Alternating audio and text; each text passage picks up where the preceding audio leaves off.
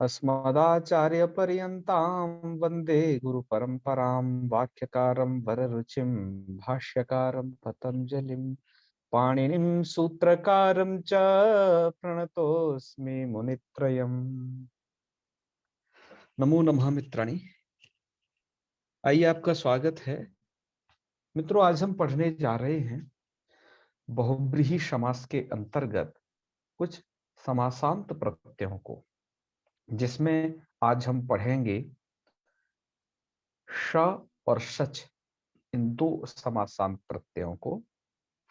आइए हम सबसे पहले पढ़ते हैं इसमें से सच समासांत प्रत्यय। आज आप ये जो दो प्रत्यय विधान हो रहे हैं शच और स, ये स्वांगवाची शब्दों से होते हैं, यानी कि वह मनुष्य का अंग होना चाहिए, उनसे होगा और उनमें बहुब्रीहि समास हुआ होना चाहिए। ये दो बातें मुख्य हैं, अर्थात बहुब्रीहि समास से युक्त शब्द स्वांगवाची है, तब ये दोनों प्रत्यय होते हैं। तो स्वांगवाची शब्दों में कौन कौन होना चाहिए, तब तो शच होगा, और कब श होगा, ये दोनों आप इसमें समझिए। पाणिनि जिसके लिए सूत्र बनाए हैं, बहुब्रीहौ सत्यक्षणो स्वांगा शच। सूत्र का अर्थ यह है, बहुब्रीहौ ये सप्तम्यंत पद है, और सत्यक्षणो यह आपका मूल में जो पद है सत्यक्षणो, ऐसा देने से षष्ठ्यंत है, लेकिन यहाँ पर कुछ विभक्ति विपरिणाम करके अर्थ ऐसे किया जाता है, सत्यक्षणो स्वांगात इसका बना करके। तो और शच ये तो प्रत्यय का, समासांत प्रत्यय का विधान है। और याद रखें कि जो भी ये समासांत प्रत्यय हो रहे हैं, जिसमें से शच इस प्रत्यय का आकार बचता है और श प्रत्यय इसका भी आकार बचता है, दोनों का अमात्र शेष रहता है। अंतर यह है, शच और श करने पर एक समान चीज तो यह है कि ये प्रत्यय शित होंगे, तो स्त्रीत्व की विवक्षा में आगे आने वाला सूत्र जो स्त्री प्रत्यय में आप पढ़ेंगे, सिद्ध गौरादिभ्यश्च, इस सूत्र के द्वारा यहाँ पर नीश प्रत्यय का हो जाना है। और शच प्रत्यय करने पर इसे कुछ स्वर संबंधी लाभ भी मिलेगा चितः सूत्र द्वारा, वह क्योंकि लघुकौमुदी में वर्णन नहीं है। पर जब हम बहुब्रीहि समास करते हैं किसी अंगवाचक के साथ में, तो वहां श और सच प्रत्यय कैसे अंगवाचक शब्दों से होने हैं, यह आप पढ़ रहे हैं। सूत्रार्थ यह किया गया इसका फिर कि स्वांगवाची, जो स्वांगात कहा है उसको ऐसे लगाया इन्होंने, स्वांगवाची सत्यक्षणांतात बहुब्रीहि। किस प्रकार का बहुब्रीहि समास हो, तो कहा स्वांगवाची सत्यक्षणंतात, स्वांगवाची हो और उसके सक्थी और अक्षी शब्द अंत में हो, ऐसे बहुब्रीहि से शच प्रत्यय कर लिया जाता है। इसको हम घटा करके उदाहरण में देखते हैं। अब उदाहरण लघु सिद्धांत कौमुदीकार ने प्रस्तुत किया। दीर्घ शक्थ, ये सक्थी अंत वाला बहुब्रीहि है, और जलजाक्षी ये अक्षी शब्द अंत वाला बहुब्रीहि है। तो इसका उदाहरण ये दो प्रस्तुत किए, पर ये बनते कैसे हैं, इसकी संपूर्ण प्रक्रिया को इधर लिखा है। सबसे पहले दीर्घ शक्थ, तो ये बनाना है दीर्घे सक्थीनि यस्य सह, ऐसा पुरुष वो कहलाएगा दीर्घ सक्थ, ये कहलाएगा। मित्रों, यहाँ पर सक्थी जो शब्द है, अमर कोशकार का ये कहना है कि शक्ति शब्द क्लीव अर्थात नपुंसक लिंग में होता है, और जो जंघा शब्द है वो स्त्रीलिंग में होता है। शक्ति माने क्या, ये प्रश्न उठता है। और आप जैसा कि भैमी व्याख्याकार को देखेंगे, तो वहां पर तो ये कहा गया है कि शक्ति माने होता है जांघ, काफी सारे टीकाकारों ने, कोशकारों ने भी शक्ति का अर्थ जान किया है, पर उसका अर्थ यदि हम जंघा ले लें, जांग माने जंघा, तो ये कुछ मैंने आज राम रक्षा स्तोत्र के कुछ ये पद्य यहाँ उद्धृत किए हैं, इनकी कुछ संगति नहीं हो पाएगी। जैसे मैं आपको बताता हूं कि भगवान राम जी का जो ये स्तोत्र है, जिसे आप कहते हैं राम रक्षा स्तोत्र, इसमें बात की गई है कि भगवान राम हमारे अमुक अमुक शरीर के अंगों की रक्षा करें। तो इसमें जो आरंभ किया गया, ऊपर वाले भाग से किया गया, ठीक है ना, और ऊपर से नीचे की तरफ अंगों की रक्षा के लिए बार बार कहते हुए आए। जैसे करौ सीतापति पातु, है, करो कि हमारे सीतापति रक्षा करें। ऐसे अब सुग्रीवेशः से, यहां से सुग्रीवेशः कटी पातु, ये ऊपर से नीचे की तरफ आ रहे हैं अंगों का विधान करते हुए। मैं पूरे स्तोत्र को नहीं बोल रहा हूं, आप विज्ञ जन हैं, समझ जाएंगे मेरे भाव को। मैं जहां पर अक्षी शब्द, वो ये शक्ति शब्द और उरु शब्द आए हैं और ये जंघा शब्द, इन सब के बारे में मैं बताता हूं। अब क्या स्थिति है, राम रक्षा स्तोत्र में ऐसी शब्दावली आई है कि सुग्रीवेशा कटी पातु, कटी अर्थात कमर, सुग्रीव के जो ईश हैं भगवान राम ही, वो हमारे कमर की रक्षा करें, कटी पातु। और सक्थिनी हनुमत प्रभु, यहाँ पर कटी ही ऐसा हृष्टिकारांत शब्द हमें परिलक्षित हुआ। सक्थिनी हनुमत प्रभु, हमारे सक्थिनी की हनुमान प्रभु रक्षा करें। सक्थिनी का एक टीकाकार यह भी अर्थ किए हैं, सक्थिनी अर्थात हमारा नितंब भाग, अर्थात कूल्हे, ऐसा भी अर्थ किया है। कोई कोई सक्थिनी का अर्थ अस्थि भी किया है, अस्थि माने हड्डी। तो जो ये किया जा रहा है सक्थिनी हनुमत प्रभु, और यदि शक्ति का अर्थ यदि जंघा है, तो फिर इस नीचे वाली लाइन में जंघे दसमुखांतकः, ये आचार्य बुध कौशिक ऐसा क्यों कह रहे? मैं थोड़ा और पूरे का अर्थ बता देता हूँ। सक्थिनी हनुमत प्रभु, सक्थिनी का अर्थ यदि हम ले लें नितंभ है, कूल्हा, कूल्हे अर्थात नितंभ प्रांत, तो अर्थ हो जाएगा कि जो हनुमत प्रभु हैं, हनुमान के प्रभु यानी भगवान श्री राम, वो हमारे शक्तिनी की रक्षा करें। अर्थात नितंब या कहें कूल्हा का जो प्रदेश है उसकी रक्षा करें। उरु रघुत्तमा पात, उरु, उरु अर्थात घुटने, देखो नीचे नीचे जाते जा रहे हैं, तो नहीं, उरु से फिर यहां पर लेना पड़ेगा। अब उरु दे दिया और जंघा भी दे दिया इन्होंने, है, और ये नीचे नीचे भागों का वर्णन करते जा रहे हैं, इसका मतलब ये सब नीचे नीचे भाग हैं। जैसे उरु की रघुत्तम रक्षा करें पातु, और रक्षा कुल विनाशकृत, और जो रक्षा कुल विनाशकृत, ये रघुत्तम के साथ लगा देना कि जो रघुत्तम रक्षा कुल विनाशकृत है, रक्षा यानी कि राक्षसों के कुल को विनाश करने वाले है, ये जो है कुवंत है, तो वो हमारे उरु भाग की रक्षा करे।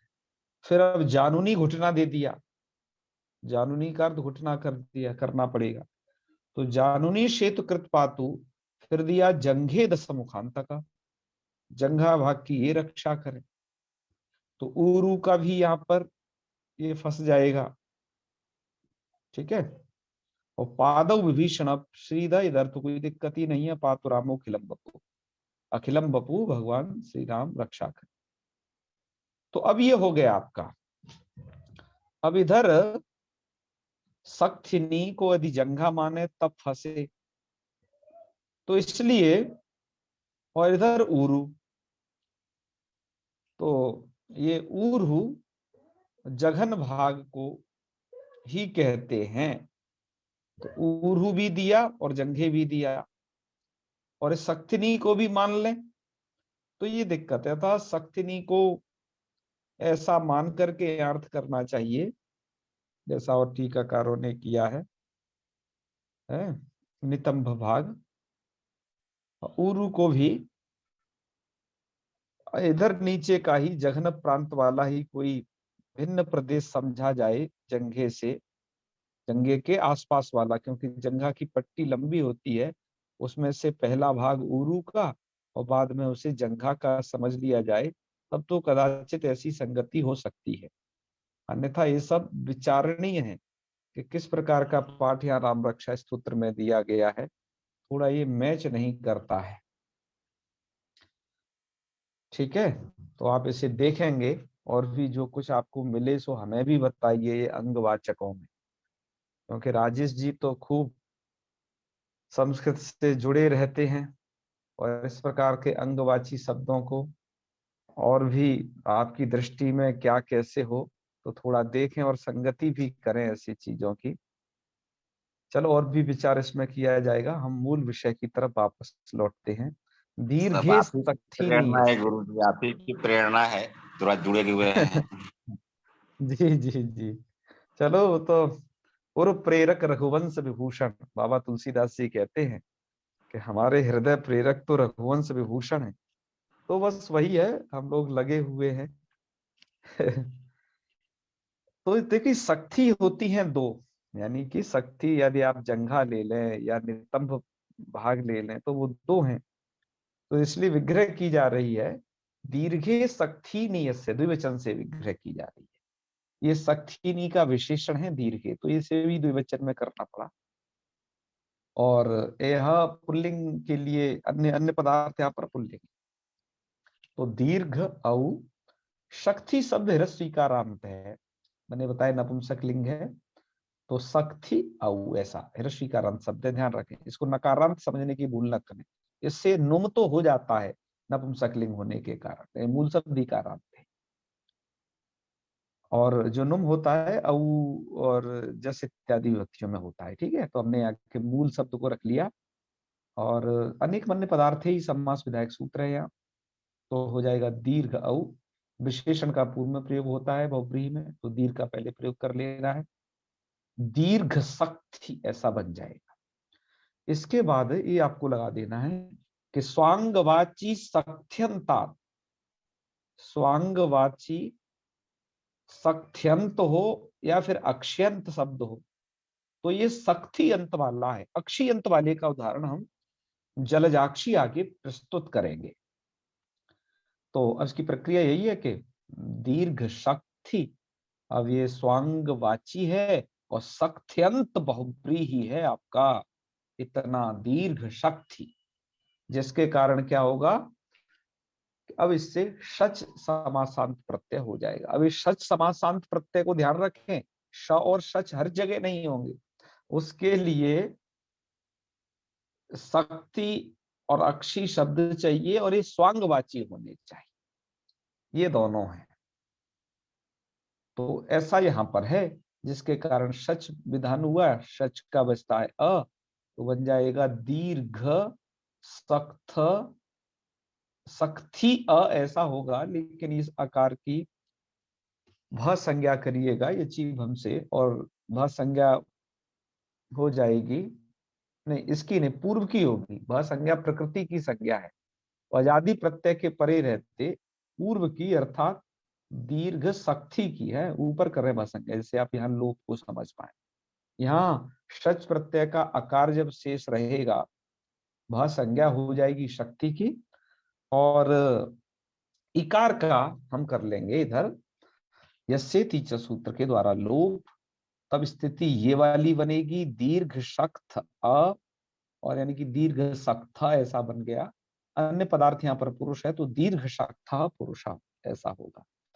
दूसरा उदाहरण देखिए जलजाक्षी, क्योंकि इन प्रत्ययों को शिथ करने का प्रयोजन नीश करना है, तो दूसरा उदाहरण नीश वाला दे रहे हैं, अतः उसका अन्य पदार्थ जो है वो स्त्रीलिंग में है। तो विग्रह ये कर रहे हैं कि जलजे इव अक्षिणी यस्यासा, जलज की तरह है अक्षिणी जिसकी। ये एव शब्द यहाँ पर विग्रह के लिए जोड़ा गया है, क्योंकि जलज शब्द, जलजाक्षी शब्द जलज की तरह है आंखें जिसकी। जलज जिसको कहते हैं, कमल को। तो इसलिए ये भाक्त प्रयोग है।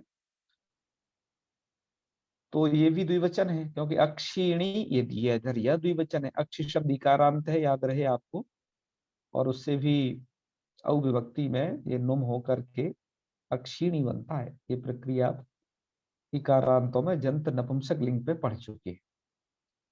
अब इसके बाद जलज औ ये स्थिति है, जलजे एव, क्योंकि जलज का द्विवचन है जलजे, तो जलज औ और अक्षी औ। अन्य अनेक मन्य पदार्थ है, समास करिए। समासत्वात् प्रातिपदिक संज्ञा विभक्ति लोग को काफी जान ही गए हो, कर लीजिए।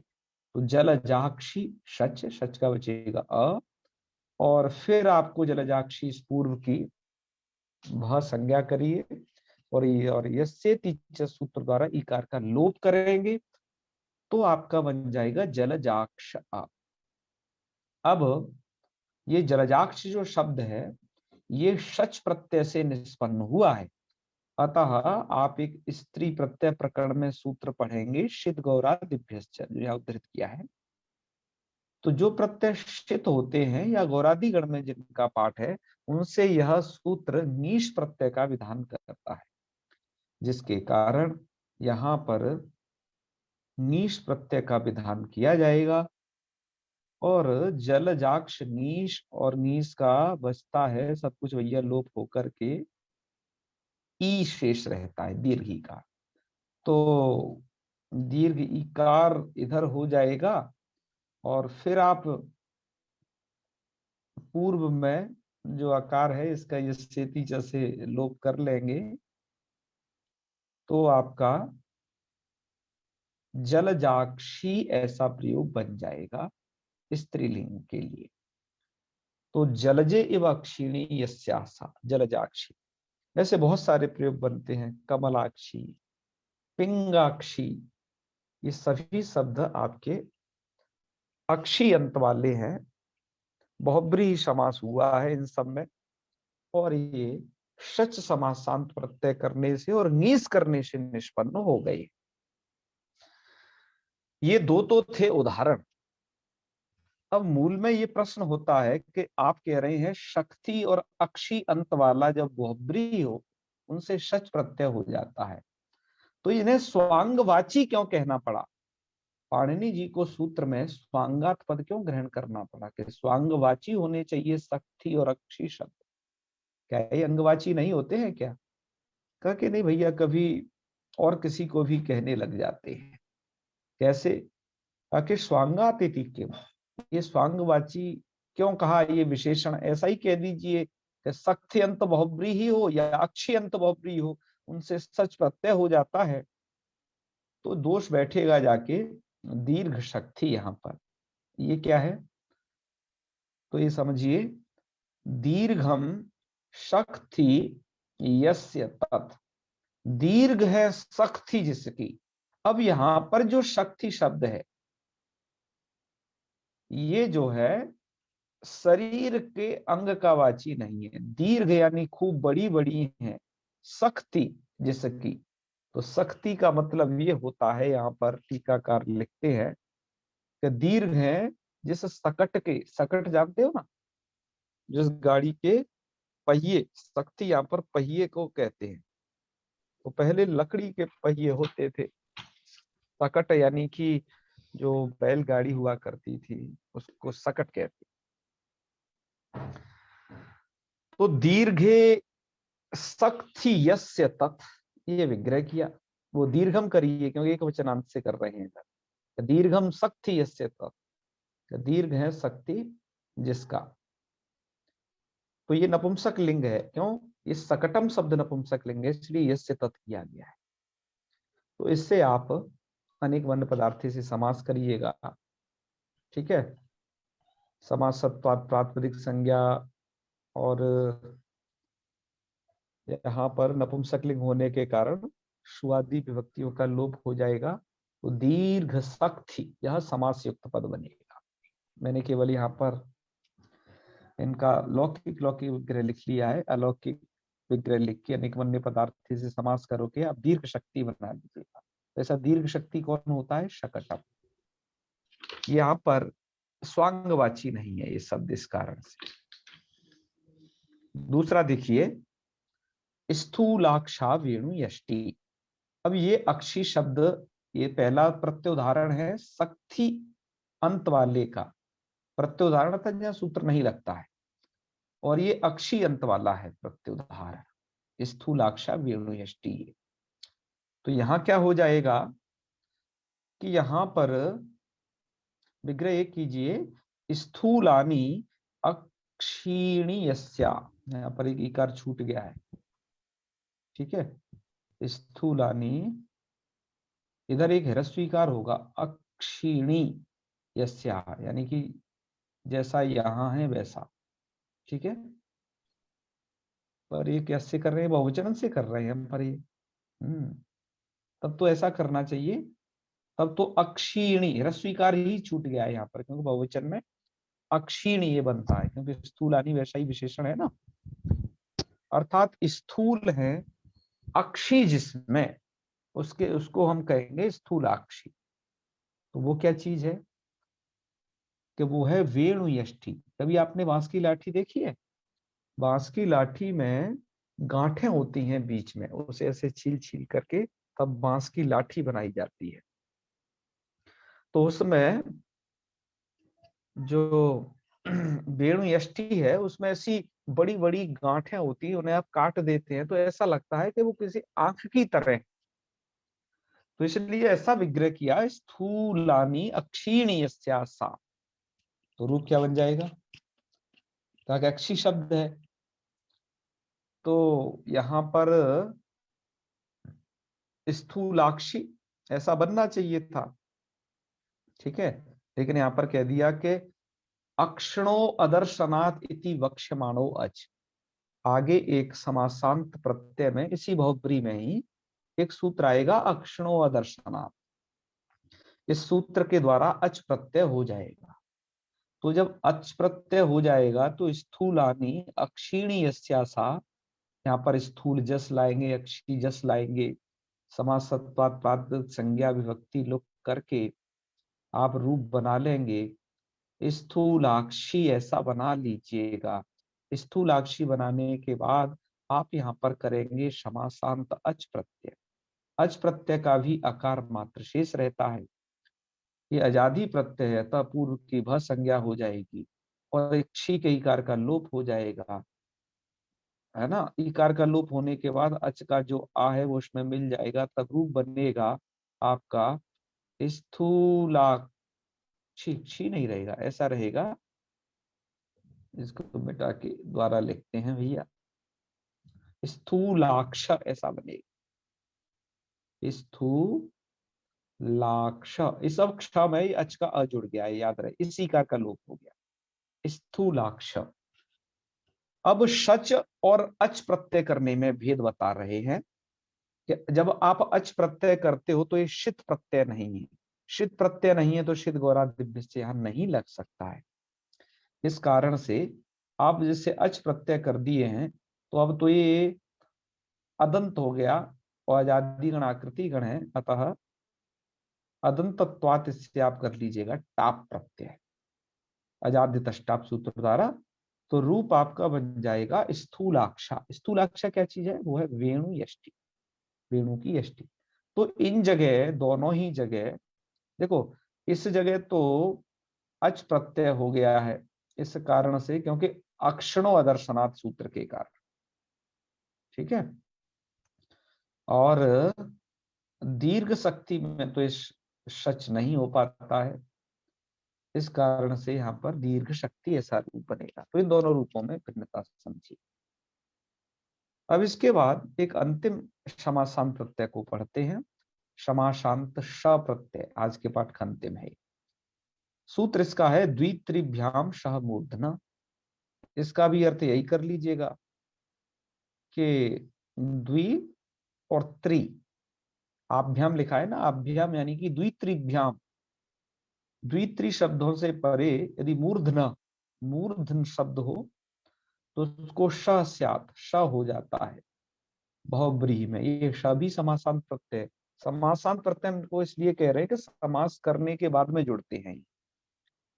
तो आप कर लीजिएगा, दो मूर्धानौ यस्य सः, दो मूर्धा हैं जिसकी, तो द्वि औ मूर्धन औ अनेक मन पदार्थ से समास कर लीजिएगा। मूर्धानौ में मूर्धन मूल प्रातिपदिक है, और विभक्ति का लुक करके द्वि मूर्धन श ऐसा बन जाएगा, श का बचेगा अ, और इस प्रत्यय के परे रहते श के एक सूत्र है नस तद्धिते, तो ये तद्धित संज्ञक प्रत्यय है श।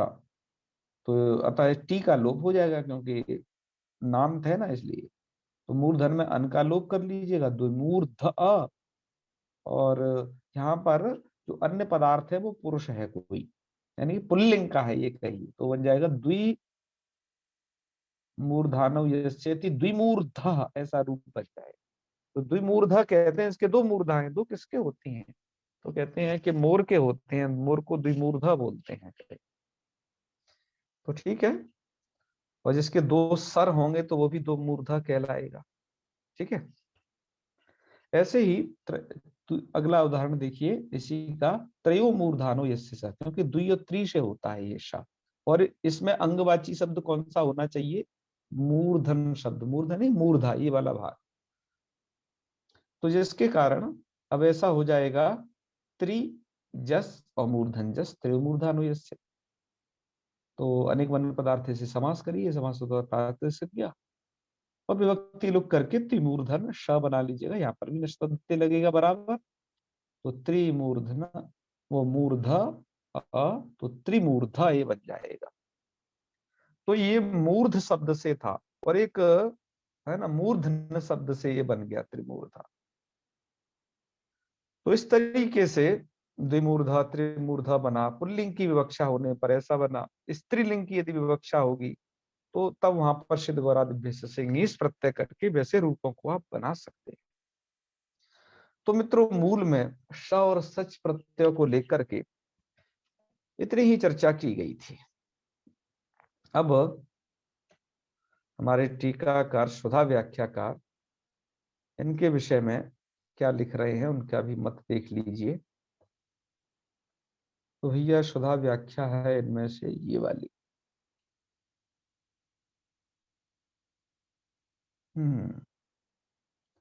इन्होंने यहां से लिखा है दीर्घ शक्त, हमने यहां से ही शुरू किया है, और इन्होंने इन विभक्तियों की भी चर्चा की है जिसकी अभी हम आपसे चर्चा कर रहे थे। बहुब्रीहौ सक्त्यक्षणो, सक्त्यक्षणों में ये तो सप्तमी है, तो ये, और बहुब्रीहौ में भी सप्तमी है, तो कैसे बात बनेगी, तो कह रहे हैं बहुब्रीहौ इति सप्तमी व्यत्यय न पंचमी अर्थे, पंचमी के अर्थ में सप्तमी हो गई। ठीक है, ऐसा सूत्र में बहुत होता है व्यत्यय के कारण, तो इसलिए ऐसा अर्थ कर दिया गया है। तो ठीक है, अब यहाँ पर रूप कैसे बनाना है, तो इन्होंने लिखा है दीर्घे सक्थी नियस्य दीर्घ सक्था इत्यत्र अनेक वन्य पदार्थे थी समासे कृते सुपोल्लुकी बहुब्रीयौ सक्थ्यक्षणो हो श्वांगा सच इति सचि यस्येति चैति इकार लोपे, और विभक्ति कार्य चक्रते तत्सिद्धि। ठीक है, बहुत सरल तरीके से बना दिया है। ऐसी जलजाक्षी में जलजे वक्षिणी यस्या साइति बहुप्रियौ, और बहुप्रियौ सक्थ्यक्षण स्वांगा सचति समासान्ते सचि, और शचयोर लोपे वकार मात्र बचेगा, वह संज्ञायाम होनस्तद्यतेति लोपे शीत गौरादिभ्यश्चेति षित्वान्ङीषि अनुबंध लोपे यश्चेति च इति अलोपे, और विभक्ति कार्य चक्रते जलजाक्षी के रूपम सिद्धम। एकदम बढ़िया दिया है। अब दिया है इन्होंने किम वाला, दीर्घ शक्ति शकटम। तो यहाँ पर कह रहे हैं दीर्घे शक्तिनी, यानी कि शक्ति का मतलब शक्ति सदृशौ है, शक्ति सदृशौ ईशा दंडौ यस्य, इन्होंने ऐसा अर्थ किया है विग्रह में। ईशा दंडौ यस्य मतलब उसके दंड ऐसे लंबे हो सकट के। तो ऐसा विग्रह करके स्वांग कह रहे अत्र स्वांगत्वाभावात, वो स्वांगवाची नहीं है, यानी कि मनुष्य के अंग नहीं है, वो तो एक गाड़ी की बात बताई जा रही है, तो इसलिए न सच। ऐसे ही स्थूलाक्षा वेणु में क्या है कि स्थूलानी अक्षाणी, यानी कि पर्व ग्रंथ है यार, पर्व ग्रंथ यानी गांठें जो उसके छील के बनती हैं वो वैसी हैं। तो फिर यहाँ पर भी स्थूलाक्षाय बनेगा, यहाँ पर सच नहीं होगा। ठीक है, तो कह रहे हैं सच नहीं होगा, तो सच के अभाव में तो नांत लक्षण नीप होना चाहिए। सही बात कह रहे हैं, निभ्यो नीप से नीप होना चाहिए। तो इसलिए इन्होंने कह दिया कि आगे आने वाला सूत्र है जो अक्षण व दर्शनात्, इस सूत्र के द्वारा यहाँ पर शित्व लक्षण नीश हो जाएगा, है ना। शित्व लक्षण क्या कह रहे हैं, सची, यहाँ शित्व लक्षण नीश हो जाता, लेकिन यहाँ अच प्रत्यय कर दिया, तो अच प्रत्यय के लिए इन्हें लिखना चाहिए यहाँ पर टाप प्रत्यय हो जाएगा, इसके कारण तो स्थूलाक्षा प्रयोग बन जाएगा। ऐसे द्विमूर्धना त्रिमूर्धना के लिए भी इन्होंने थोड़ी सी प्रक्रिया लिख दी है कि दो मूर्धानो यश्येति विग्रहे अत्र द्वित्रिभ्याम सह मूर्धना इति सची सची और लोपे टी लोपे विभक्ति कार्य चक्रते, टी लोपे का मतलब नस्तद्धिते आपको समझना है, तत्सिद्धि। ऐसे त्रयो मूर्धानो यस्य तो द्वित्रिभ्याम समूर्धन इति समासांत सच और नस्तद्धिते से टी लोप, चलो नस्तद्धिते यहाँ तो पूरा ही लिख दिया। ठीक है, तो मित्रों इतने हैं ये, इस प्रकार के हमने आज ये श और सच नाम के दो समासांतों को पढ़ा है।